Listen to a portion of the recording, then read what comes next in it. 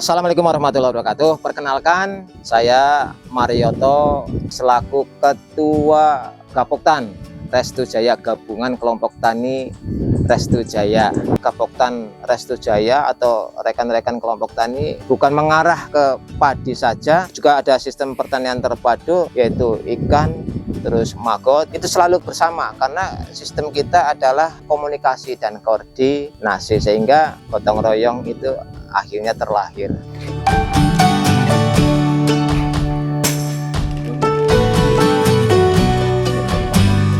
Assalamualaikum warahmatullahi wabarakatuh. Perkenalkan, nama saya Kuat yang sedang mengembangkan budidaya ikan lele yang bekerja sama dengan kelompok tani di Desa Sidasari. Kebetulan saya sendiri dari Ketua Karang Taruna Tani Agro Inovasi. Taruna Agro Inovasi itu sendiri bergerak di bidang pertanian, perikanan, dan peternakan. Yang penting itu dari budidaya ikan lele tersendiri itu sebenarnya pakan. Pakan itu kalau misalkan 1000 ekor, itu kita kalau menggunakan pakan pabrik itu menghasilkan yang sangat tipis dari pendapatan kita sendiri. Tapi kalau kita menggunakan alternatif seperti maggot atau yang lain, ikan laut atau yang lainnya juga, itu bisa teratasi. Kalau untuk pemasaran, kita sudah kerjasama dengan para pemijah. Jadi kita itu bibit dari pemijah, dan pemijah itu nanti mengambil lagi untuk dari segi konsumsinya.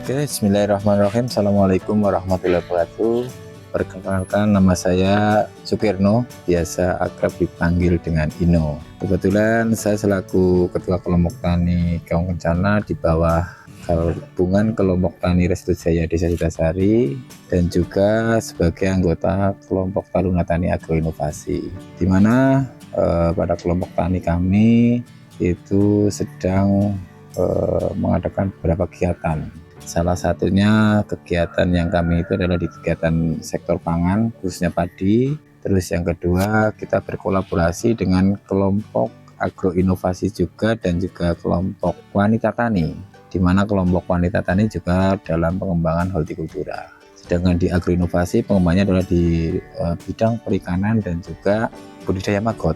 Kebetulan kelompok tani kami juga salah satunya sebagai pengurus dari kelompok swadaya masyarakat, yaitu kelompok swadaya masyarakat Pontong Makmur yang bergelut di bidang sampah warga, yang ada di program awal kami sebetulnya program RT. Kebetulan mendapat suatu respon yang sangat bagus dari warga RT dan juga sampai ke tingkat RW, bahkan sekarang sudah untuk beberapa RW mengikuti program kami, yaitu terkait dengan sampah. Dalam artian sampah dari rumah tangga yang terkumpul di masing-masing rumah tangga kita ambil setiap 1 minggu 2 kali, di mana sampah rumah tangga itu sendiri ada 2 macam, yaitu sampah organik dan anorganik.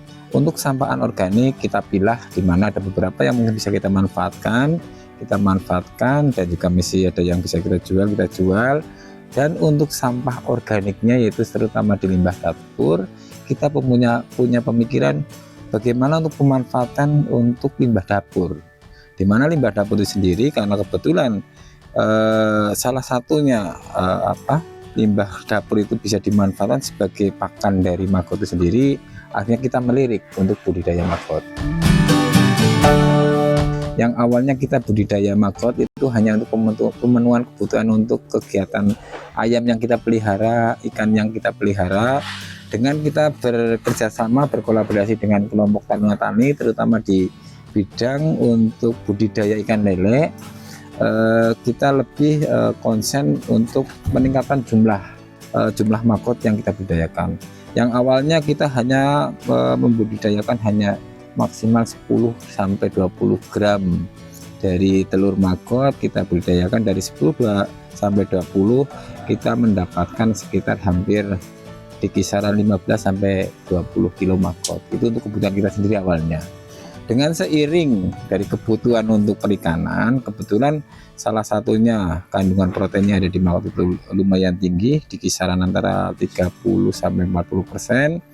dan juga untuk efisiensi pakan konvensional, terutama pakan pabrikan yang sampai saat ini kondisi pakan pabrikan dengan harga yang lumayan cukup tinggi. Dengan aja yang masuk dengan penambahan pakan yaitu khususnya dari Makot, alhamdulillah sudah dipraktekkan oleh kelompok Taruna Tani bisa efisiensi untuk pakan, biaya kos pakan di kisaran antara 30-40%, bahkan kita mencoba nanti ke arah 50%.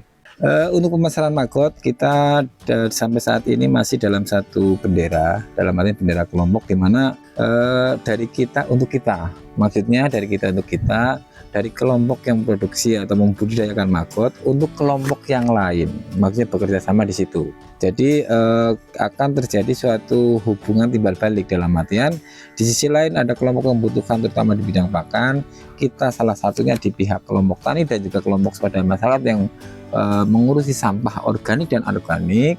Dengan budidaya Makot ini ada suatu kesinambungan.